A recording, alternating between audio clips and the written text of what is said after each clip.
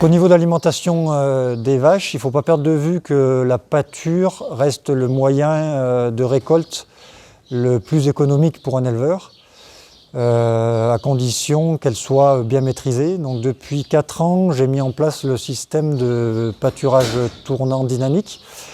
Le but est d'avoir une herbe qui est toujours au bon stade pour faire consommer aux vaches, pour qu'il y ait le moins de refus possible.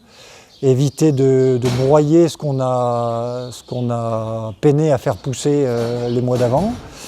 Et aussi d'éviter à complémenter les vaches en saison de pâture.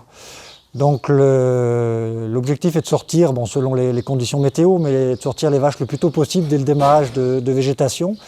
Donc sur Condat, on va être sur des sorties qui vont être autour du 15-20 avril. Pour des pâtures, en ce qui me concerne, que de jour au départ, en transition alimentaire avec la ration hivernale.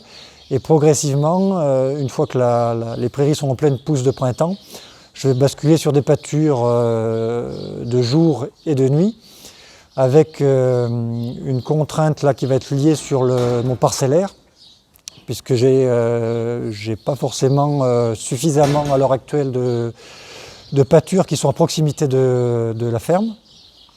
Donc je m'adapte aussi en fonction de ça, pour ne pas avoir à faire une demi-heure ou 3-4 heures de marche matin et soir pour ramener les vaches.